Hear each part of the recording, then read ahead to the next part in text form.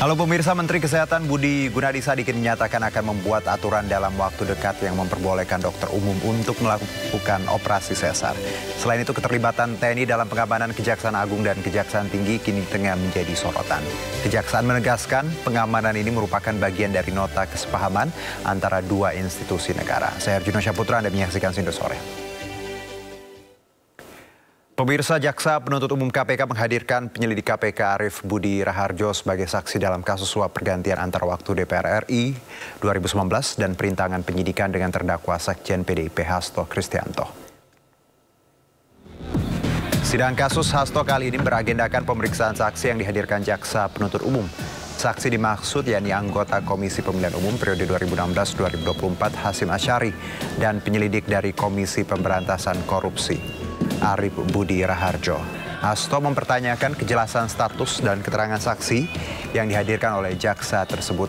Ia meminta penjelasan atas posisi saksi kepada majelis hakim. Menanggapi pernyataan dan protes dari pihak Hasto, jaksa KPK Wawan Yunarwanto menjelaskan kehadiran penyelidik KPK ini untuk menjelaskan soal gagalnya operasi tangkap tangan yang dilakukan KPK di Perguruan Tinggi Ilmu Kepolisian pada 8 Januari 2020 lalu.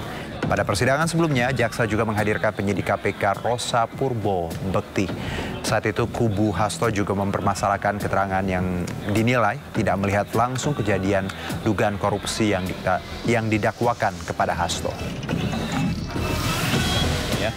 Baik, terima kasih rekan-rekan pers. Jadi ini juga suatu proses yang agak khusus, bahkan baru pertama kali terjadi. Seorang penyidik dari KPK kemudian menjadi saksi terhadap suatu peristiwa yang tidak dilihat, tidak didengar, dan tidak dialami secara langsung. Sehingga kembali terbukti yang disampaikan banyak merupakan opini. Bahkan bisa dikategorikan suatu konstruksi dengan tujuan-tujuan tertentu yang pasti itu memberatkan saya. Yang saya agak kaget juga disebut sebagai aktor intelektual. Hanya karena memberikan suatu arahan, kemudian melaporkan, itu dianggap sebagai suatu aktor intelektual. Padahal apa yang saya lakukan terhadap proses awal adalah suatu tindakan konstitusional sebagai hak resmi dari partai politik untuk melakukan judicial review ke Mahkamah Agung dan meminta fatwa ke Mahkamah Agung. Ini adalah suatu tindakan organisatoris. Siapapun, sama ketika Pak Arief tadi menerima sprindidik dari pimpinan, maka sprindidik itu adalah bukan orang per orang, tetapi atas nama lembaga KPK. Sehingga bukan berarti yang mengeluarkan sprindidik lalu dianggap sebagai aktor intelektual. Nah, karena itulah ini merupakan suatu bukti-bukti bahwa persidangan daur ulang ini memang terlalu dipaksakan dengan fakta-fakta yang memang diopinikan dan diasumsikan oleh para penyidik yang susah payah merangkap jabatan dari penyidik menjadi saksi penyidik. Yang ternyata dari proses pemeriksaan tadi yang bersangkutan bukan suatu saksi fakta. Ini dari saya, terima kasih. Sejumlah elit PDI Perjuangan menghadiri sidang Hasto mulai dari Ketua DPP PDIP Ganjar Pranowo hingga politikus senior PDI Perjuangan Pandana Baban. Anggota Komisi 1 DPR Tubagus Hasanuddin hingga politikus senior PDI Perjuangan Pandana Baban menghadiri sidang kasus dugaan perintangan penyidikan dan suap yang menyeret Sekretaris Jenderal DPP PDI Perjuangan Hasto sebagai terdakwa di Pengadilan Tipikor Jakarta. Turut hadir Ketua DPP PDI Perjuangan sekaligus mantan Gubernur Jawa Tengah Ganjar Pranowo, anggota Komisi 3 DPR Muhammad Nurdin, anggota Komisi 6 DPR Darmadi Durianto, serta Ketua Dewan Pimpinan Cabang PDI Perjuangan Kota Solo Franciscus Saverius Hadi Rudiatmo. Selain itu hadir pula mantan Menteri Lingkungan Hidup Soni Kerat, politikus PDI Perjuangan Ferdinand Huta Heian, Wakil Ketua Komisi 13 DPR Andreas Tugo Parera, serta anggota Komisi 10 DPR Boni Triana.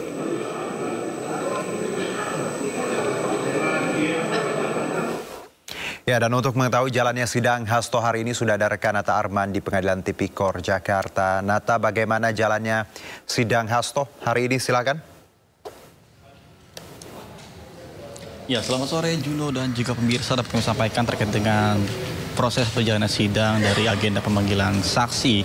Ini ada 2 saksi yang dipanggil pada hari ini terkait dengan kasus Hasto Kristianto selaku Sekjen PDIP. Yang pertama adalah Arief Budi Raharjo selaku penyelidik KPK, kemudian ada Hasyim Asyari selaku mantan ketua KPU RI, dan juga untuk saat ini masih berlangsung terkait dengan pemeriksaan dari Arief Budi Raharjo selaku penyelidik KPK. Namun untuk Hasyim Asyari kami belum mengetahui secara pasti apakah pemeriksaan pun akan dilakukan pada hari ini atau nanti akan ditunda diganti lain hari, karena pihak-pihak dari Tipikor juga kami masih menunggu konfirmasi lebih lanjut terkait dengan hal tersebut. Yang jelas untuk saat ini masih berlangsung terkait dengan pemeriksaan Arief Budi Raharjo selaku penyelidik dari KPK.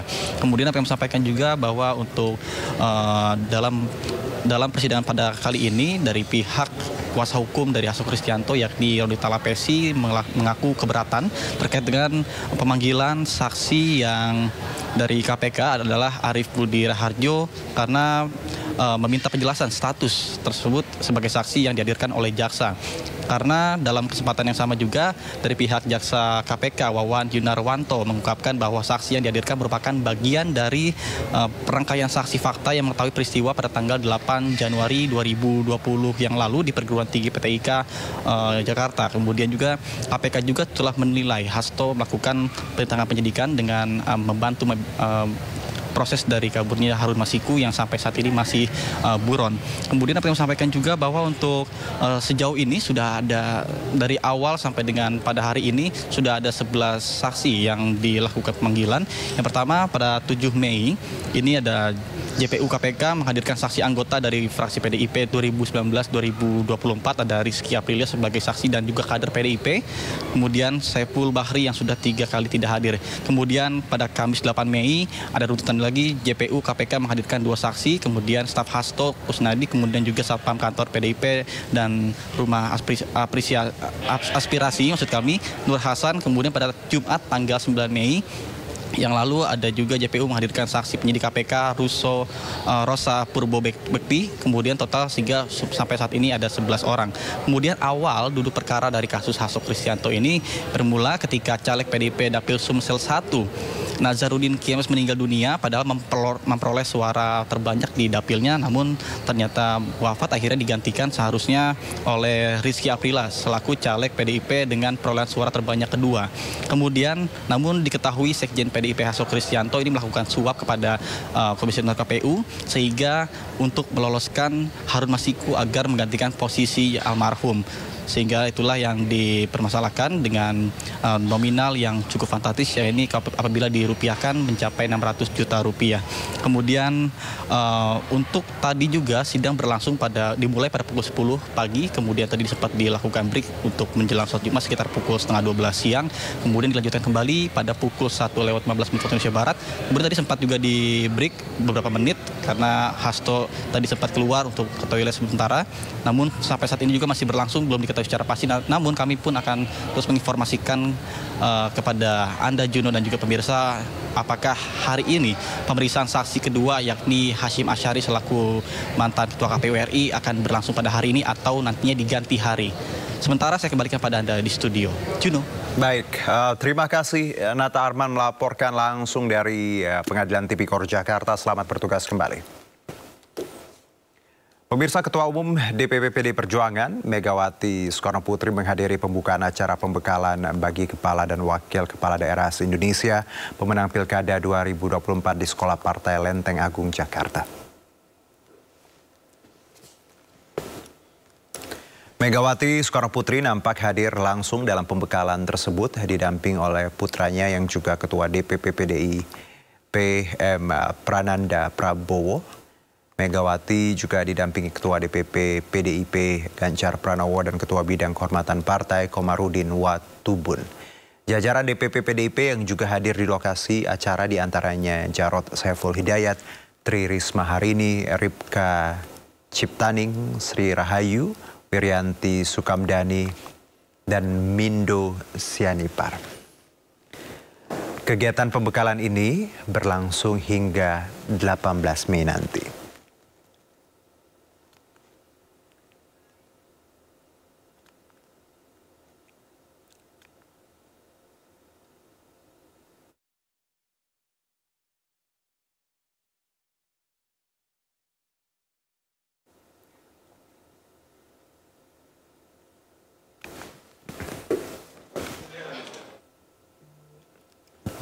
Ya, pemirsa langsung saja kita ikuti konferensi pers Ganjar Pranowo langsung dari Sekolah Partai PDIP.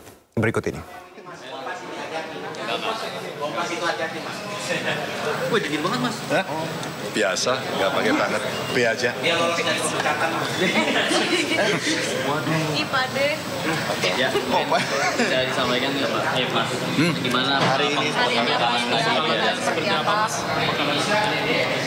Oh iya, kita akan menyamakan seluruh program, mensinkronisasi program. Karena dalam ADRT kita menang itu artinya melayani masyarakat, mensejahterakan masyarakat. Tapi karena programnya beda-beda dan partai juga punya program yang sifatnya kerakyatan yang sudah pernah didorong bagaimana penurunan angka kemiskinan, bagaimana mengurangi stunting, bagaimana menjaga kesehatan ibu anak. Ini contoh-contoh aja, termasuk kalau kita bicara ketahanan pangan, tanaman pangan pendamping padi. Ini kita sampaikan kepada kawan-kawan, termasuk pesan-pesan yang mesti dibawa oleh seluruh kepala daerah. Karena sebagian dari kepala daerah kan masih baru ya. Maka mereka mesti ada komitmen satu, nilai-nilai ideologis, ya, platform partai, program yang sudah mereka siapkan pada saat kampanye, tapi juga misi politik partai yang mesti dibawa, yang saya katakan tadi, bagaimana mensejahterakan rakyat, bagaimana pemerintahan itu mesti bersih, melayani, gitu ya. Ini yang hari ini coba kita sinkronkan, termasuk tentu problem-problem yang mereka akan hadapi nanti dalam perjalanan pengelolaan pemerintahan. Besok kita akan diskusi persoalan-persoalan lokal apa yang muncul, kita akan sharing sessions, kurang lebih 3 hari lah dengan mereka. Itu kira-kira agenda pada hari ini. Kalau agenda besok seperti apa, Pak? Pesannya di jam berapa nih? Kenapa? Pesannya disampaikan ke kepala daerah. Iya, yang saya sampaikan tadi satu, kita harus berangkat dari platform ideologi nilai kepartaian yang sama. 2, menjalankan fungsi-fungsi kepartaian dan melaksanakan janji politik pada saat kampanye. Yang ketiga tentu saja proses pelayanan inilah yang kelak kemudian hari akan menghasilkan inovasi-inovasi yang bisa dibagikan sehingga di antara para kepala daerah ini, mobil khusus yang dari PDI Perjuangan akan punya forum bagaimana melakukan improvement, perbaikan dari seluruh sistem yang ada. Itu yang Ibu concern. Maka Ibu tadi datang tidak menyambut, tidak pidato, dan Ibu hanya mengikuti saja. Bahkan mungkin sampai besok dan sampai hari terakhir. Mungkin gongnya akan terakhir. Jadi beliau akan mengikuti satu persatu.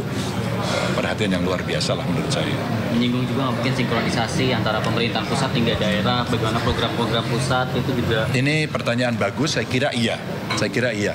Kita juga menghormati apa yang sudah dilakukan oleh pemerintah pusat, gitu kan, yang sudah menjadi program nasional dan daerah harus mensukseskan. Tinggal bagaimana mensinkronkan. Ketika ada kapasitas yang kurang, bagaimana kita menyelesaikan. Ketika ada problem muncul di daerah dan butuh pertolongan dari pusat, bagaimana cara kita berkomunikasi. Dan ini menurut saya yang penting untuk kita bicarakan antara pusat dengan daerah, termasuk sebenarnya antara kepala daerah dengan DPRD. Sehingga pada saat kita membuat keputusan sama. Dan tentu dalam misi partai kita punya 3 pilar, ada struktural, ada eksekutif, ada legislatif. Kalaulah di beberapa titik kita mempunyai 3 pilar ini, maka harapan kita mestinya pelayanan terhadap masyarakat bisa jauh lebih baik. Gitu, oke ya? Diingatkan juga nggak mungkin loyalitas terhadap partai, itu juga bagaimana biar mungkin, apakah tadi kayak Pak Jarod juga sempat menyinggung soal itu, apakah memang di bawah itu agak balik? Oh pasti. Karena begini, kan ada mereka yang jadinya kepala daerah dari PDI Perjuangan tapi juga diusung oleh yang lain. Tapi ada juga yang mereka kemarin umpama pengusaha, mereka pensiunan dari PNS, terus kemudian masuk ke partai menjadi kepala daerah. Maka kita sinkronkan juga. Harapan kita tadi itu platform ideologisnya sama, pemahaman berorganisasinya sama, membawa misi kerakyatannya sama, sehingga ujung-ujungnya tadi itu loyalitas yang dibangun juga akan sama. Dikit lagi Mas Ganjar, ini mengumpulkan kepala daerah ini mungkin ada anggapan bahwa membangun soliditas menjelang kongres, apakah benar dan kenapa kongres belum juga dilakukan? Oh enggak. Kalau ini kebetulan saya dan Mas Jarod di Diklat, saya itu urusan pemerintahan, dan kita memandang penting untuk melakukan ini. Dan menurut saya ini ya retreat partai kita gitu. Kalau kita melihat kemarin ya, sehingga kita sinkron. Kita mencoba mengharmonisasi yang ada di situ. Jadi dua hal yang berbeda dengan kongres. Kongres nanti disiapkan secara tersendiri. Gitu. Mas Ganjar, berarti kalau kongres ini bisa terjadi nunggu Mas Hasto keluar dulu ya? Enggak, itu tidak ada hubungannya juga. Nanti akan ditentukan sendiri oleh Ketua Umum. Mas, soal ini Mas ada surat Pak Soeharto jadi pahlawan yang ini banyak penolakan dari Ya, yang ini dulu aja. Terus? Mas, ini KPK mengusulkan supaya dana parpol itu lebih banyak diberikan ke APBD. Kalau dari PDIP sendiri gimana Mas? Enggak, kalau itu kan dia mau buat diskusi itu. Kalau nggak salah awal Juni mau bicara pembiayaan partai politik. Saya sudah dikasih kabar juga, saya kira partai-partai juga diundang. Ya, oke ya, terima kasih. Ya. Mas Ganjar, soal ini di Jabar ada DPRD fraksi DPR PDIP untuk walkout karena dianggap tidak sejalan dengan yang dilakukan PDIP. Aku baru baca, nanti coba kau wawancarai Ono ya. Wawancarai aja. Ya. Berarti ini Baik, pemirsa, kita lanjutkan. 2 personel Satgas Operasi Damai Kartens 2025 dilaporkan gugur dalam kontak tembak dengan kelompok kriminal bersenjata di Kampung Usir, Distrik Mulia, Kabupaten Puncak Jaya, Papua Tengah, Kamis 15 Mei 2025. 2 personel Satgas Operasi Damai Kartens 2025 yang gugur dalam kontak tembak di Distrik Mulia, Puncak Jaya adalah Bribda Dedi Tambunan dan Barada Raymond Rere. Kedua korban sempat dievakuasi ke RSUD Mulia, namun nyawanya tak bisa diselamatkan. Kedua jenazah kemudian dievakuasi ke Timika untuk disemayamkan ke Makobrimob Detasmen B Timika sebelum dikembalikan kepada keluarganya. Kepala Satgas Humas Damai Kartens Kombes Yusuf Sutejo mengatakan kontak tembak dengan KKB yang dipimpin Darius Enumbi terjadi di Kampung Usir, Distrik Mulia, Puncak Jaya. Dan saat ini Satgas Operasi Damai Kartens masih menyisir wilayah sekitar TKP guna memburu anggota KKB.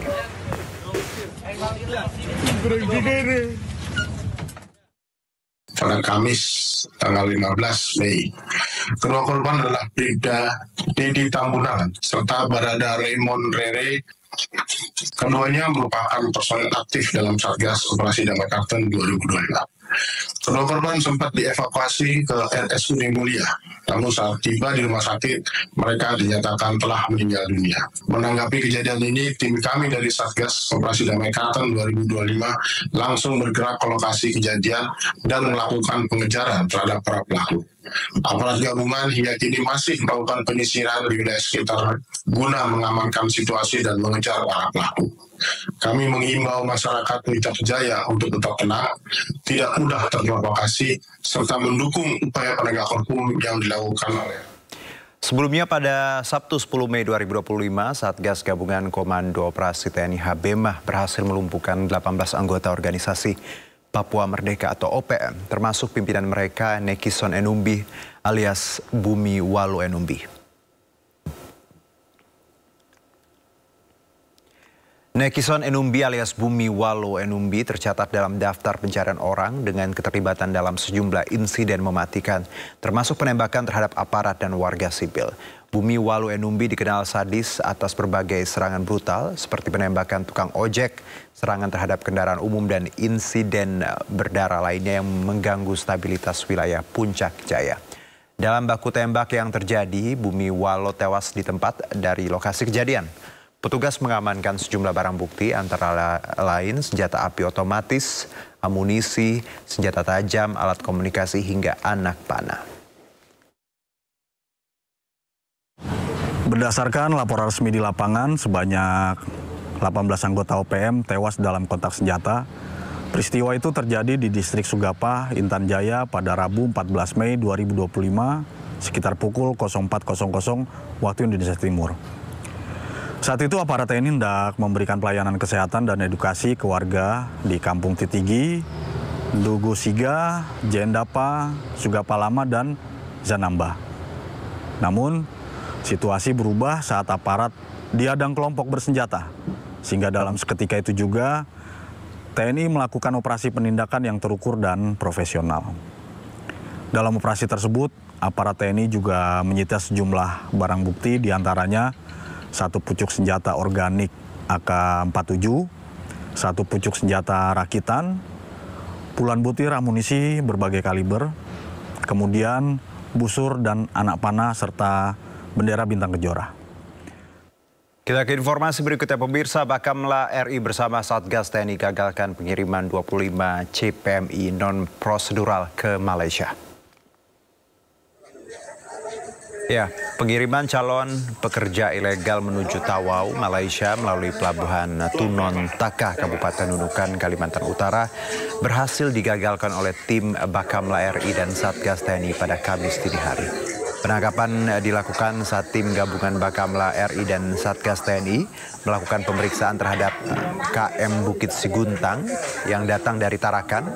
Dari hasil pemeriksaan teridentifikasi 17 CPMI NP, 12 laki-laki dan 5 perempuan. Terdapat juga 8 orang lainnya, yakni 2 laki-laki dan 6 perempuan yang sempat melarikan diri saat hendak dibawa ke BP3MI. Namun identitas berupa KTP mereka berhasil dipegang tim gabungan. Para CPMI NP yang mayoritas berasal dari Nusa Tenggara Timur dibawa menuju kantor BP3MI Nunukan untuk menjalani proses verifikasi dan pendataan resmi di bawah koordinasi BP3MI.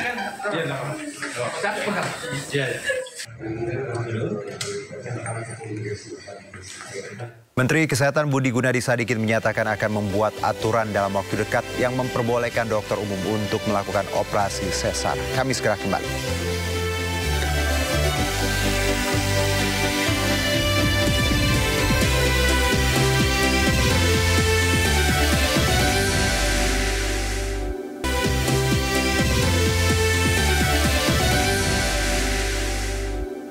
Kembali bersama kami, pemirsa. Menteri Kesehatan Budi Gunadi Sadikin menyatakan akan membuat aturan dalam waktu dekat yang memperbolehkan dokter umum untuk melakukan operasi sesar. Ya, dalam pernyataannya di Komplek Gedung Parlemen Senayan, Jakarta, Menkes menjelaskan aturan itu akan menjadi landasan Kemenkes untuk memberikan pelatihan resmi kepada dokter umum untuk melakukan operasi sesar, khususnya dokter umum di daerah terpencil. Budi menjelaskan aturan ini penting untuk mengatasi minimnya dokter yang menangani kelahiran dan banyaknya kasus kematian ibu ketika melahirkan di daerah-daerah terpencil. Terlebih minimnya dokter yang membantu proses kelahiran di daerah, diperparah buruknya infrastruktur transportasi menuju fasilitas kesehatan. Di sisi lain, Budi mengklaim aturan dokter umum untuk melakukan proses sesar juga diperbolehkan oleh Organisasi Kesehatan Dunia WHO sebagai bentuk tindakan darurat atau alih tugas.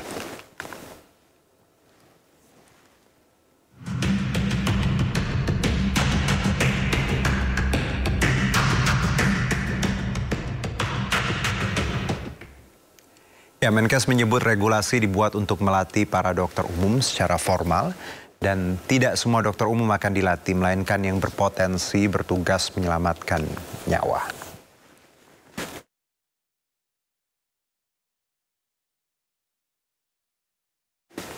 Ya, pemirsa, Menteri Kesehatan Budi Gunadi Sadikin akan membuat aturan yang mengizinkan dokter umum melakukan operasi sesar dalam proses persalinan. Ia menekankan langkah itu diambil karena beberapa daerah, terutama 3T, tadi disebutkan terluar, terdepan, dan terdalam yang tak memiliki dokter spesialis kandungan yang dapat melakukan proses pembedahan tersebut. Dan untuk membahas ini sudah bersama kami Ketua Umum Perkumpulan Obstetri dan juga Ginekologi Indonesia, Bapak Yudi Maulana Hidayat, dan sebelumnya kami sudah mengundang pihak dari Kementerian Kesehatan, namun beberapa berhalangan karena sedang ada agenda. Saya langsung sapa dulu narasumber kita sore ini. Assalamualaikum Pak Yudi. Waalaikumsalam, selamat sore. Ya, selamat sore. Dan para pemirsa sekalian. Ya, terima kasih Pak Yudi. Ya, dari Pogi kami senang sekali bisa berbincang karena saya dengar Pogi ini punya concern soal ini. Kalau kita tadi lihat Pak di awal, semangatnya baik, bagaimana kita bisa membantu ya wilayah 3T dan dengan keterbatasan kita yang sekarang. Kalau Pogi sendiri ada concernnya Pak? Ya, terima kasih. Kita sebetulnya sama-sama harus concern ya terhadap pemberian pelayanan kesehatan berkualitas, khususnya kalau POGI mengurus kesehatan reproduksi, ya, berkualitas pada saudara-saudara kita di daerah terpencil, terluar, terdalam, termasuk yang sulit dijangkau kan di sana gitu. Nah, sepakat itu. Tapi yang jadi problem adalah kita cari solusi yang terbaik. Baik. Solusi terbaik karena hak pelayanan kesehatan reproduksi yang berkualitas itu hak semua rakyat Indonesia. Itu kira-kira Pak Juno, Mas Juno. Ya. Jadi concernnya jelas kita berupaya untuk selalu mendorong teman-teman supaya mau bekerja di daerah tersebut ya kan, mendistribusikan gitu. Hanya memang kalau distribusi spesialis obstetrik ginekologi itu bukan saja kewenangan dari organisasi profesi. Profesi menghimbau ke arah sana dengan membuat aturan di profesi, tapi kadang-kadang memang sangat terbentur oleh beberapa stakeholder lain, terutama ya adalah Kementerian Kesehatan maupun pemerintah daerah kan begitu ya. Oke. Baik Pak Yudi, berarti Anda dengan kata lain bahwa kalau kita lihat POGI sebenarnya ada cara lain, misalnya tadi memberikan insentif ya Pak agar dokter spesialis tadi bersedia seperti itu bertugas di daerah 3T. Persis. Jadi sebetulnya gini, untuk salah satu upaya agar teman-teman dokter spesialis ini mau bekerja di daerah, tentunya pertama ya, mungkin dokter spesialis ya tentu kesejahteraannya ya harus diperhatikan ya. Kadang-kala ya mau bicara kalau misalkan daerah membutuhkan tenaga dokter spesialis tapi kurang concern terhadap dokter spesialis, itu pun menjadi bumerang kan artinya. Artinya dokter spesialis nggak betah. Setahun pindah, 2 tahun apalagi kalau bisa 2 tahun hebat kadang-kala. Nah, kesejahteraan itu apa? Fasilitas untuk tempat tinggal, keamanan, insentif dari daerah dan lain sebagainya, termasuk pemerintah pusat dari Kementerian Kesehatan gitu. Harus betul-betul diperhatikan gitu. Ya. Baik. Pak Yudi, kalau bicara jumlah dokter spesialis, kita tahu masih jauh dari total kebutuhan ya, sehingga alternatifnya mungkin saat ini melatih dokter umum agar bisa melakukan operasi. Bagaimana Anda melihat ini bahwa oke tadi misalnya spesialis dari POGI sendiri bisa diberi insentif, tapi jumlahnya juga masih sedikit Pak? Ya. Jadi kalau berbicara jumlah, Mas Juno ya, kita ada kurang lebih sekitar 5.960, hampir 6.000 dokter spesialis obgyn di Indonesia. Nah, kemudian dari seluruh dokter memang betul saya akui masih tersebar di Jakarta, Bandung, artinya Jawa, Sumatera, mungkin ya daerah-daerah lain yang kosong masih belum. Tapi jumlahnya sebetulnya kalau POGI mempunyai data kurang lebih sekitar 30-40 lah tempat kabupaten yang kosong ya. Belum sampai ratusan gitu. Saya nggak tahu persis, nanti kita bicara bersama. Artinya dengan jumlah dokter spesialis kan taruhlah 6.000 ya Mas Juno. Kalau 6.000 sebetulnya kita satu dokter bisa 3 tempat praktek kan begitu. Ya, betul. 3 tempat praktek berarti apa? 18.000 itu fasilitas bisa terlayani oleh oleh dokter spesialis obstetrik ginekologi. Nah, problemnya memang bagaimana supaya ini mendistribusikan ke daerah-daerah kan begitu. Nah, kita tahu persis bahwa pendidikan spesialis ini kan terus terang saja masih biaya sendiri, mandiri, beda di negara lain. Ya. Kalau di Malaysia saja sekolah itu kan dibayar pemerintah gitu. Sehingga artinya kalau kita mendorong mereka ke daerah itu harus diberikan sesuatu lah ya. Artinya jangan mengharapkan zaman kami dulu ada WKDS, wajib kerja dokter spesialis gitu. Kan sekarang tidak ada ya. Artinya apa? Kalau misalkan ingin menempatkan dokter spesialis, ya harus diberikan solusi dengan beberapa insentif atau ada regulasi lain. Dengan misalkan ada program-program yang memang mendorong dokter spesialis ke sana gitu. Itu siapa yang berbuat? Ya harusnya pemerintah, Kementerian Kesehatan yang stakeholder utama, kira-kira begitu.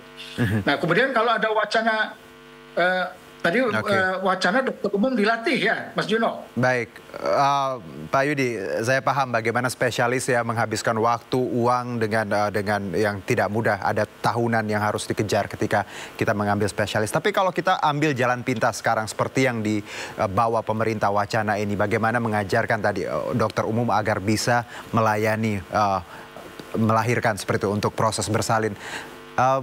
Tanggapan Pogi sendiri, apakah cara ini bisa Pak, atau ya tadi kalau dari Anda kan misalnya sebaiknya dihindari? Ya, Mas Juno, gini maksud saya. Coba kita bayangkan dulu zaman saya di Puskesmas itu tahun 88 lah. Itu kurang lebih sekitar 30 tahun lalu lebih ya. Nah, waktu 30 tahun lalu lebih, betul beberapa kabupaten itu dokter spesialisnya tidak ada.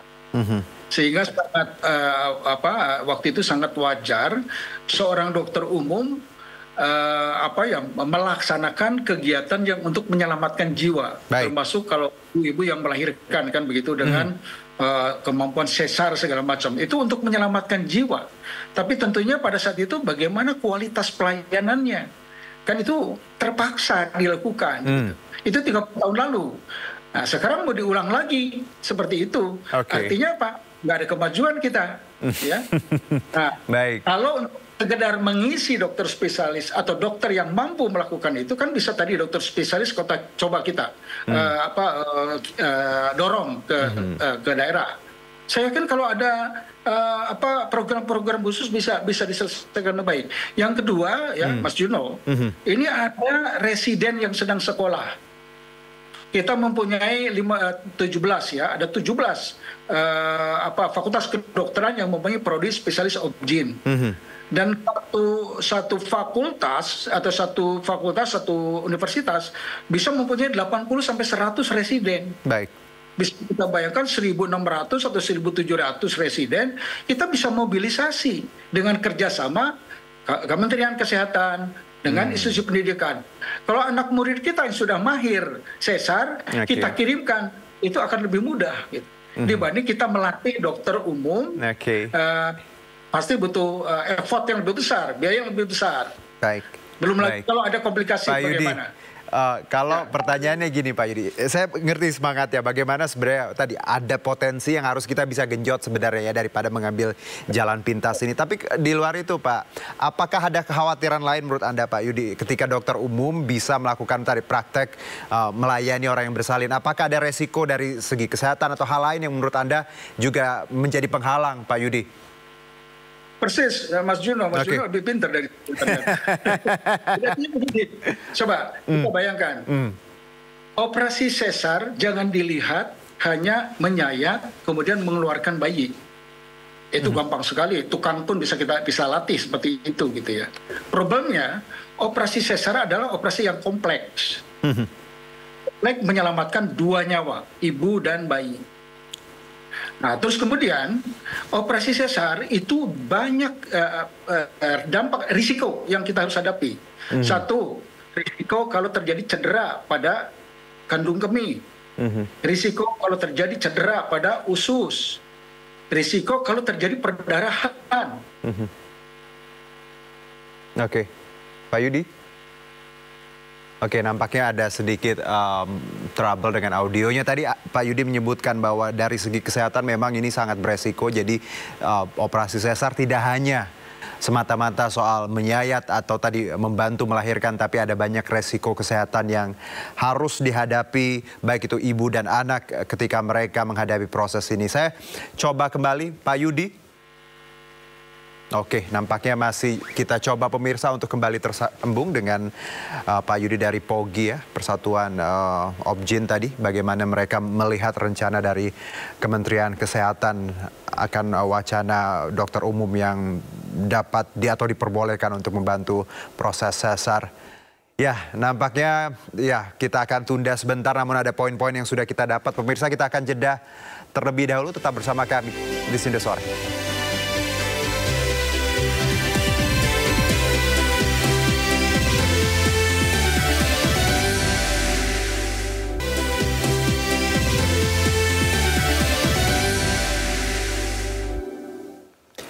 Kembali bersama kami pemirsa.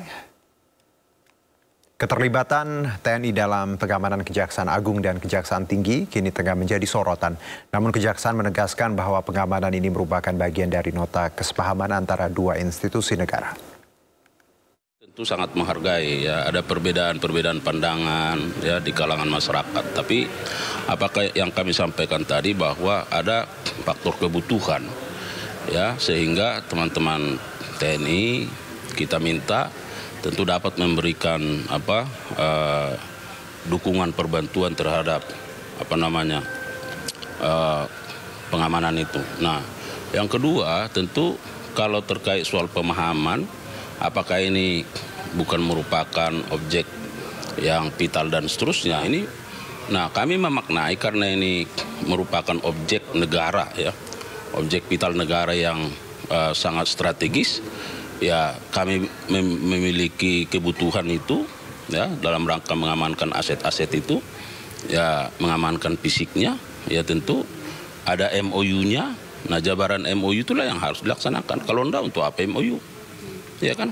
MOU itu kan karena ada dua lembaga yang memiliki tugas fungsi berbeda dan dikolaborasikan. Supaya apa? Supaya tugas-tugas pemerintahan itu berlangsung dengan cepat, agile, ya, efektif. Nah, ya, pengerahan pasukan TNI di seluruh Kejaksaan Tinggi dan Kejaksaan Negeri menuai polemik. Meski kedua pihak mengklaim pengamanan tersebut murni kerjasama dari kedua institusi, sejumlah pihak menilai justru ada intervensi militer.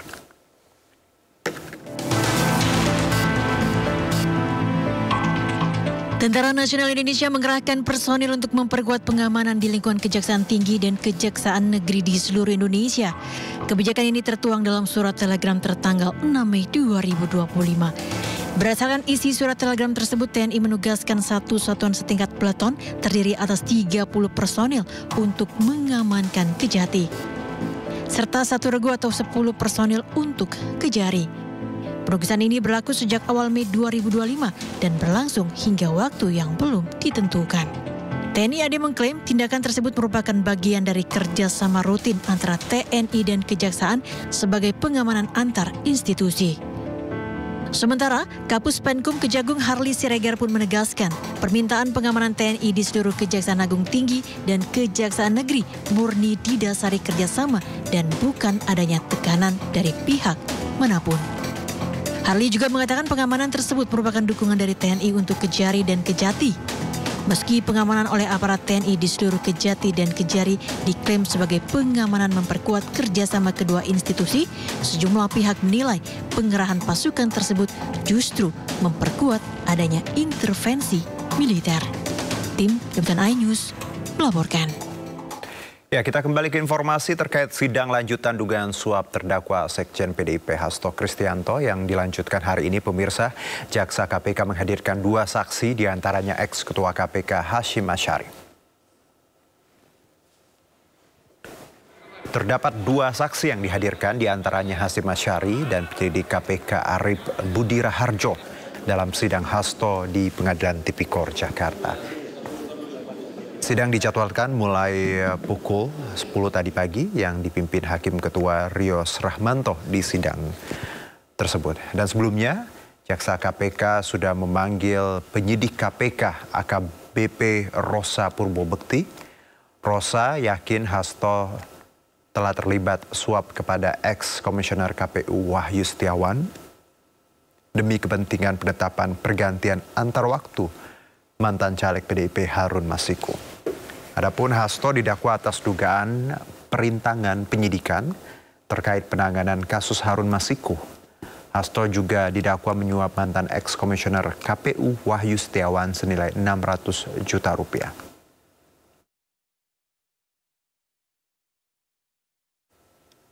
Presiden kelima Republik Indonesia Megawati Soekarnoputri menganggap tuduhan ijazah palsu bisa selesai cukup dengan menunjukkan ijazah asli. Sementara Wakil Ketua Umum Partai Golkar meminta masalah ini tak perlu dibesar-besarkan seakan jadi masalah nasional. Nah, supaya Pak ini benar pinter atau ngerepek iki. Orang banyak toh sekarang gonjang-ganjing urusan ijazah bener apa enggak. Presiden kelima Republik Indonesia Megawati Soekarnoputri ikut berkomentar soal tudingan ijazah palsu Joko Widodo. Hal itu disampaikan Megawati dalam acara peluncuran buku di Badan Riset dan Inovasi Nasional atau BRIN. Menurut Mega, persoalan tersebut bisa diselesaikan dengan mudah, yaitu cukup menunjukkan ijazah aslinya untuk membantah tudingan itu. Nah supaya apa? Ini bener pinter atau ngerepek iki? Orang banyak tuh sekarang gonjang ganjing urusan ijazah bener apa enggak. Lah kok susah amat ya? Kan kalau ada ijazah ya udah aja dong. Kasih aja, ini ijazah saya. Partai Golkar punya pendapat berbeda. Politisinya Idrus Marham menyebut Golkar tidak berkepentingan untuk ikut campur dalam kisruh ijazah Jokowi. Katanya perdebatan ini bisa diselesaikan baik-baik tanpa perlu dibesar-besarkan.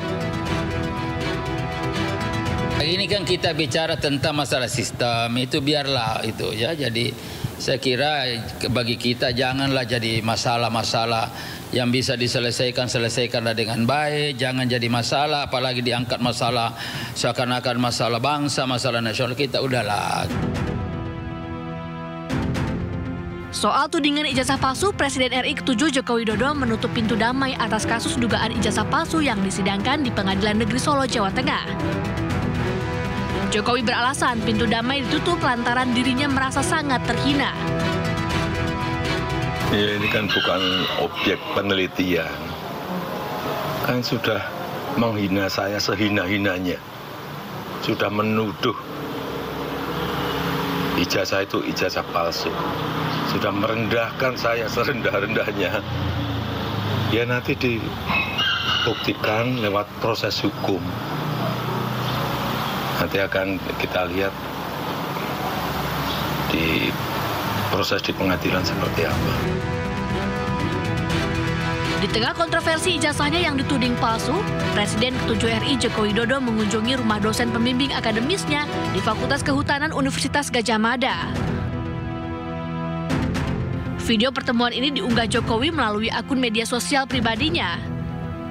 Keduanya berbincang selama 45 menit terkait masa-masa saat Jokowi menempuh pendidikan di UGM dulu. Tim Liputan, iNews melaporkan.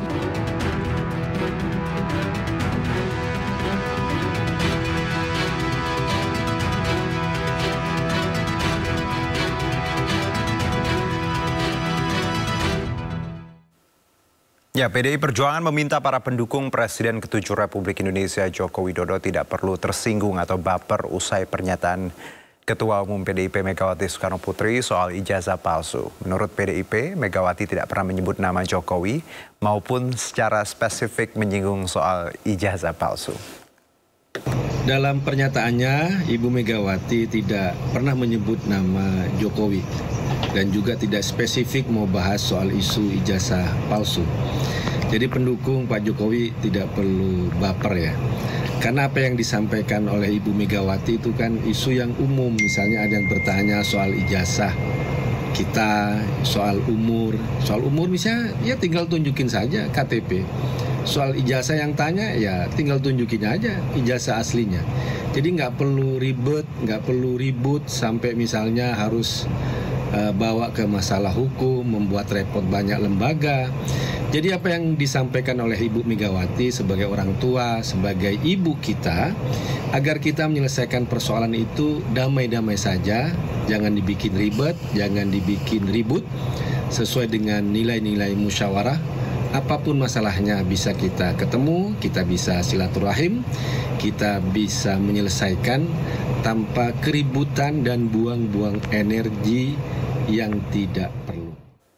Ya, Roy Suryo penuhi panggilan penyidik Polda Metro Jaya dalam kasus tudingan ijazah palsu Joko Widodo.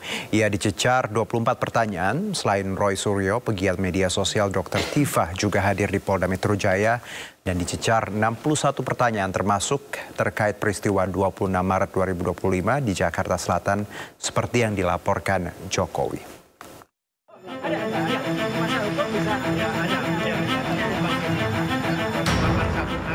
Roy Suryo buka suara usai diperiksa penyidik di Polda Metro Jaya terkait pemeriksaan dirinya dalam laporan yang dilayangkan Presiden ke-7 RI Joko Widodo soal tudingan ijazah palsu. Selama 2 jam diperiksa, Roy Suryo dicecar 24 pertanyaan.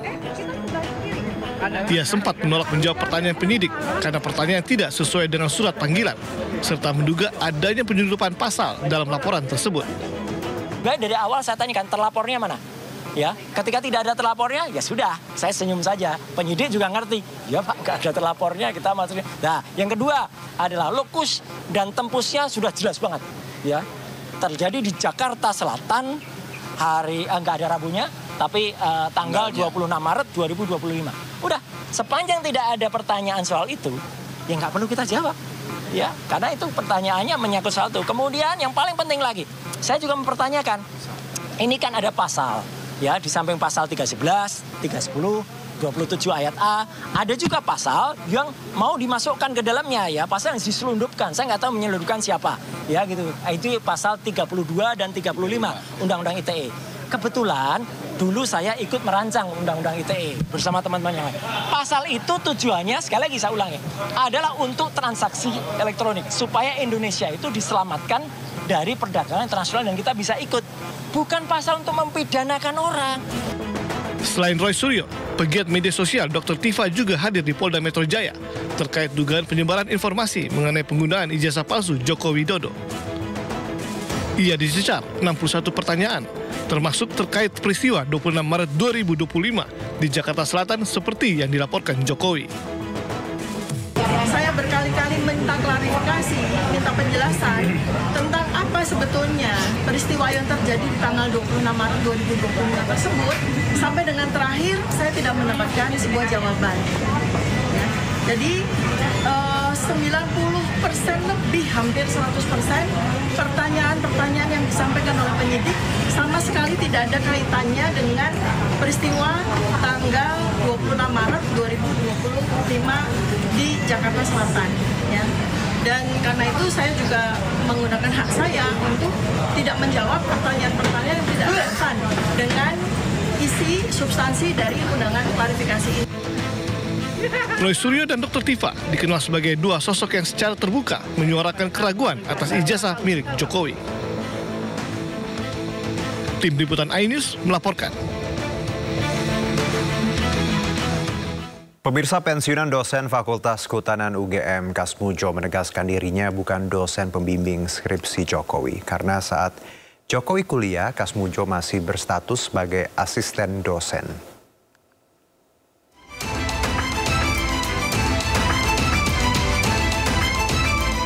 Seorang pensiunan dosen Fakultas Kehutanan Universitas Gadjah Mada, Kasmujo, jadi sorotan usai dikunjungi Presiden ke-7 RI Joko Widodo.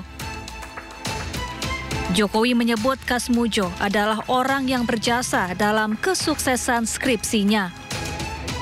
Namun pria berusia 75 tahun ini mengaku dirinya bukan dosen pembimbing skripsi Jokowi, melainkan hanya dosen pembimbing akademik. Sebab saat Jokowi kuliah, Kasmujo masih berstatus sebagai asisten dosen. Ijazah saya sama sekali tidak bisa cerita.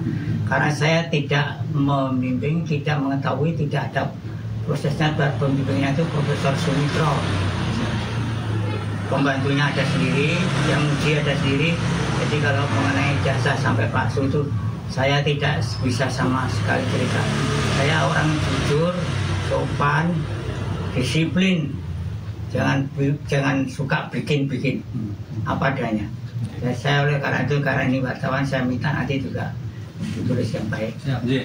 Saya karena saya merasa tidak tahu sama sekali kalau kaitannya dengan ijazah, dan saya sama sekali belum pernah melihat ijazahnya itu seperti apa. Sebelumnya Jokowi mendatangi kediaman Kasmujo Selasa lalu.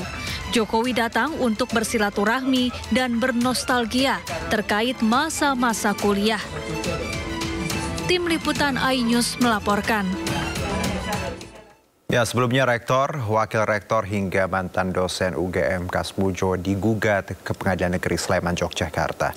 Penggugat menuntut UGM membayar 69 triliun rupiah karena dituding ikut membuat gaduh terkait dugaan ijazah palsu Jokowi.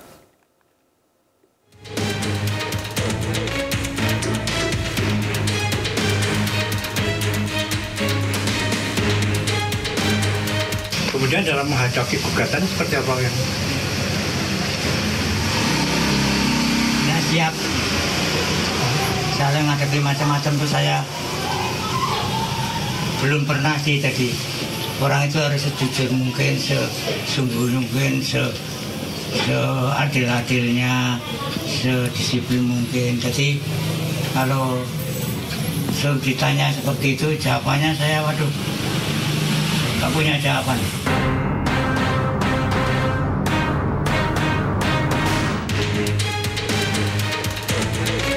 Rektor, Wakil Rektor, Dekan Fakultas Kehutanan UGM, Kepala Perpustakaan, hingga mantan dosen UGM Kasmujo digugat ke Pengadilan Negeri Sleman, Yogyakarta.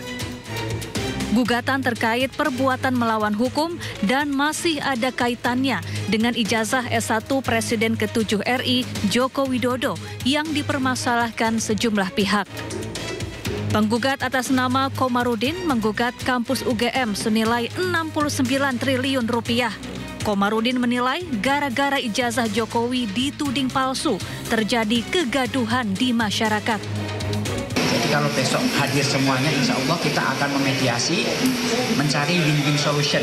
Apakah yang sebaiknya terhadap penanganan perkara tersebut. Jadi nanti akan dituangkan ya tanggal 22 itu.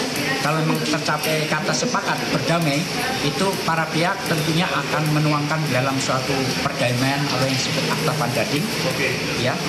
Dan itu isinya para pihak. Sidangnya masih bersifat tertutup, berlaku antara para pihak saja, penggugat dan para tergugat. Sementara itu UGM mengaku siap menghadapi gugatan. UGM menyatakan mempunyai bukti autentik terkait dokumen perkuliahan Jokowi. Dari Sleman, Yogyakarta, iNews melaporkan. Presiden Amerika Serikat Donald Trump menerima secara simbolis bola FIFA dari Raja Qatar Emir Sheikh Tamim Al Thani. Informasi lengkapnya usai jeda berikut.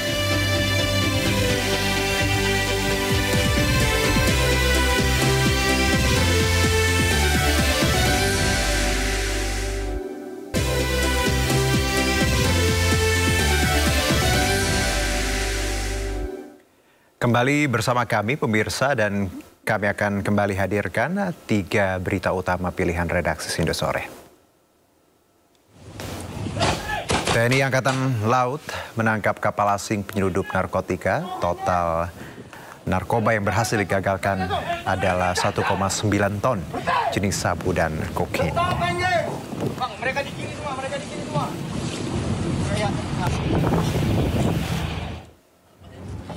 Dua personel Satgas Operasi Damai Kartens 2025 dilaporkan gugur dalam kontak tembak dengan kelompok kriminal bersenjata di Kampung Usir, Distrik Mulia, Kabupaten Puncak Jaya, Papua Tengah, Kamis 15 Mei 2025.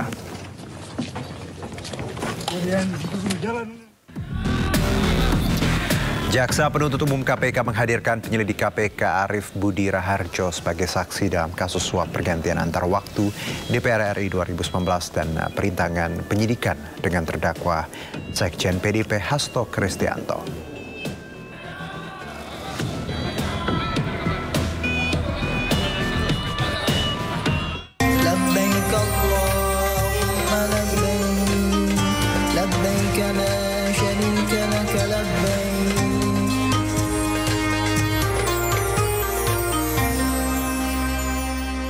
Sebanyak 389 calon jemaah haji kloter 37 asal Banten tiba di asrama haji Pondok Gede pagi tadi.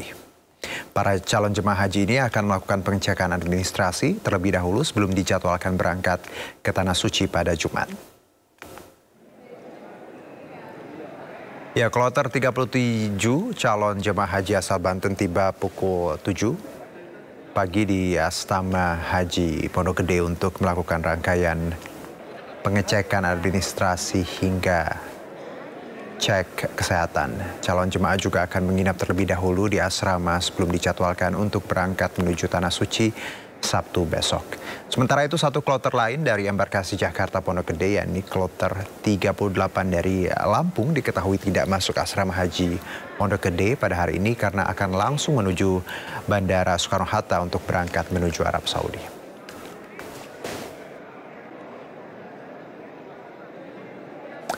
Sejumlah calon jamaah haji lansia asal Kabupaten Bulukumba, Sulawesi Selatan tersesat saat ingin menuju ke hotel maupun masjid. Beruntung ada sesama jamaah Indonesia yang segera melaporkannya kepada petugas haji. Enggak, hotelnya di sana. Hotelnya di sana, Pak. Jauh. Bapak ini dari Kabupaten Bulukumbang, Sulawesi Selatan, Indonesia.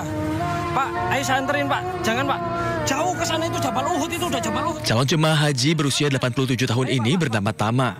Saya anterin ke hotel. Usai kembali dari Masjid Nabawi, Tama terlihat terus berjalan untuk mencari hotelnya. Calon jemaah asal Kabupaten Bulukumba, Sulawesi Selatan ini terlihat enggan ditolong karena diduga keterbatasan bahasa. Beruntung petugas dapat menemukan dirinya usai 3 jam pencarian meskipun dalam kondisi kelelahan. Tama pun segera dibawa kembali ke hotelnya. Ditabrak mobil. Ayo. Jamaah dari Bulukumba tersasar. Hal yang sama juga dialami oleh 4 calon jemaah haji Bulukumba yang tergabung dalam kloter 14 Embarkasi Makassar. Ke hotelnya. Mereka ditemukan oleh petugas haji dari embarkasi lain dan langsung dikerahkan kembali ke tempat mereka menginap. Meskipun lokasi hotel yang dekat dari masjid, namun banyaknya pintu keluar membuat para calon jemaah kerap tersesat. Banyak yang langsung berbondong-bondong ke Masjidil Haram karena memang jaraknya dekat. Memang di sini butuh kewaspadaan jamaah dan petugas. Hari-hari pertama tiba di sebuah tempat, misalnya di Madinah atau di Makkah, itu biasanya banyak yang mengalami disorientasi. Jadi belum terlalu mengenal lapangan sehingga kemudian masuk masjidnya di pintu mana, keluar masjidnya di pintu mana. Calon jemaah diimbau agar pergi keluar secara bersamaan, khususnya para jemaah dari daerah yang kerap memiliki keterbatasan memahami bahasa Indonesia. Dari Makassar, Sulawesi Selatan, Wahyu Ruslan, iNews melaporkan.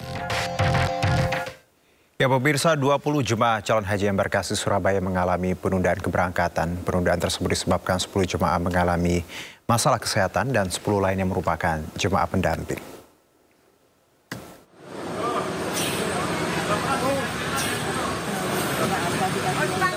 Sebanyak 20 jemaah calon haji embarkasi Surabaya masih tertunda keberangkatannya ke Tanah Suci. Penyebabnya, 10 jemaah mengalami gangguan kesehatan dan dirawat di Rumah Sakit Haji Surabaya, serta 10 jemaah lainnya merupakan jemaah pendamping dari jemaah yang sakit. Mayoritas jemaah yang tunda berangkat ini karena sakit gagal ginjal, anemia, dan paru-paru. Jemaah yang tertunda keberangkatannya ini didominasi jemaah perempuan yang berjumlah 6 orang. Sementara pergantian kursi kosong yang ditinggal jemaah sakit ini sedikit mengalami kendala akibat adanya aturan syarikah dari pemerintah Kerajaan Arab Saudi. Pasalnya pergantian jemaah harus dari syarikah yang sama dan membutuhkan waktu lama untuk mendatangkan jemaah pengganti ke asrama haji. Sebelum berdasarkan syarikah, kita itu lebih mudah mencari pengganti, pokoknya yang bersedia ya, terutama di wilayah dekat embarkasi ini, Surabaya, Sidoarjo, Gresik, Mojokerto itu siap untuk menggantikan. Tetapi dengan sekarang itu berdasarkan syarikah, maka kita harus mencarikan yang sama. Meski begitu, ke-20 jemaah ini akan tetap diberangkatkan bersama kloter berikutnya setelah dipastikan kesehatannya telah pulih. Dari Surabaya, Jawa Timur, Yuda Prawira, iNews melaporkan.